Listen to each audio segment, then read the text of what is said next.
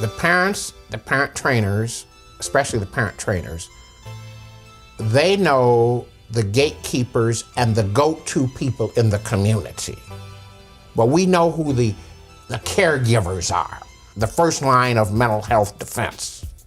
Then the caregivers are the ones who can make the transition to the formal mental health clinic. But people will turn to certain people in the community.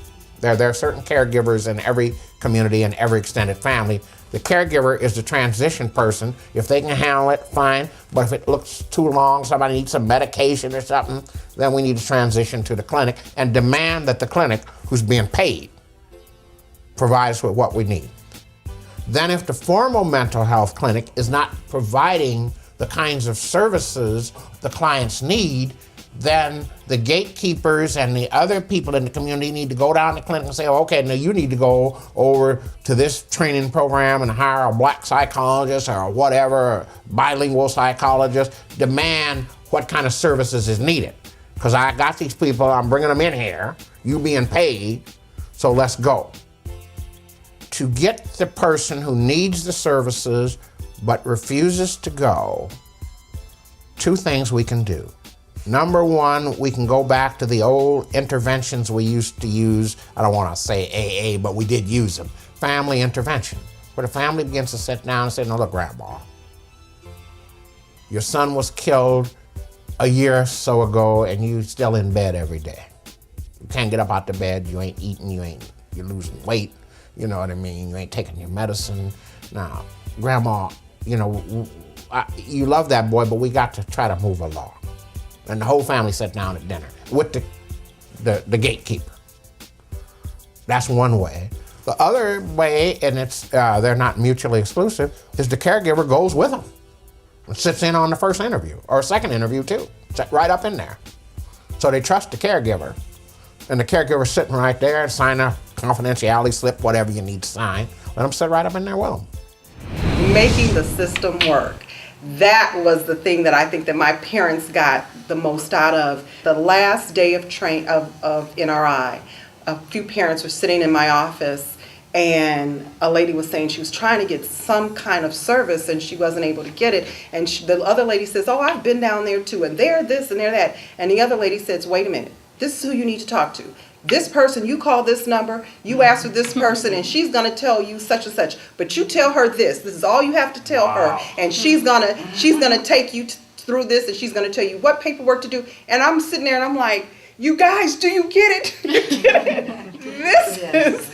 This is one of the 6 content areas. They're like, okay.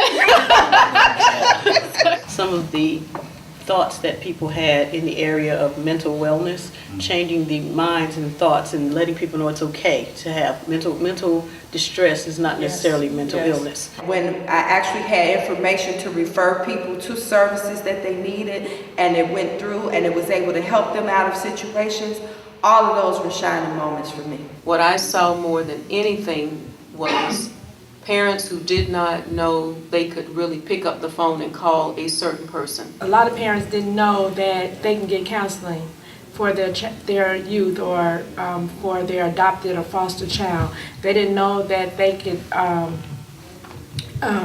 have that the community had after school programs or parenting training for them to help them. Yo tengo un relato de una señora que ella tenía problemas, o bueno, todavía tiene problemas con su hijo adolescente, pero a ella le costó mucho trabajo abrirse y decirme en realidad los problemas por los que estaba pasando su hijo de 17 años. Entonces había una muy mala relación entre la mamá y el hijo y yo, o sea, al ir yo a darle la información, me gané la confianza de ella y entonces fue cuando yo le dije que por qué no tomaban consejería. Entonces ella, al decirle consejería, es como decir, mi hijo no está loco, o sea, eso es la primera reacción, o no, y yo tampoco. Entonces le dije, no, ya le expliqué yo y le dije, yo te puedo referir, yo te puedo llevar al lugar donde te pueden dar terapias, son terapias. Si no quieres tú la terapia junto con tu hijo, puede ser individual y después ya los dos juntos. Entonces lo llevé a que con la consejera del Centro de Salud Esperanza, yo misma la llevé. Están ellos tomando su consejería. Primero empezó el muchacho, después ella, y ahorita la señora ha venido aquí a la organización a decirme que si no hubiera sido por la ayuda que se le dio gracias al programa Plan, ella todavía estuviera, como dijo ella, en el hoyo. O sea, todavía dijo, porque ya ahora de sentirme así, dijo, ahorita estoy acá, dijo, mi hijo va muy bien, la terapia nos está ayudando muchísimo, y entonces es una manera que uno dice, aunque sea una persona, pero se hizo el cambio y se ayudó. One of the parents that I met with, she was having problems with her teenage son. And as we were communicating and talking, found out that her son was actually getting counseling from the Success Center and wanted to start back up the counseling with her son. And I thought that was great. I would talk to this gentleman, and so he was telling me about, I would ask any issue or situation that he might have, and he was telling me about they need speed bumps. We need speed bumps. These kids gonna get hit. One of these kids got hit one day. And so I was like, well, I was telling him what he can do and talk to the alderman stuff. So he was like, what about these drug boys? What about these drug dealers? I was telling I won't get the alderman phone number for you call. He like, oh, you ain't gonna come back. You ain't gonna come back. He said, you like everybody else. You ain't gonna come back. It was to the alderman. He said, you ain't gonna come back. And I came back the next day. And I came back with the information for the alderman. And he was surprised. He was like, well, thank you. The more active you are in your community, the more you're able to work with your children and work with the community at large. The second thing we need to do is have some mental health mini conferences or meetings without calling anybody crazy.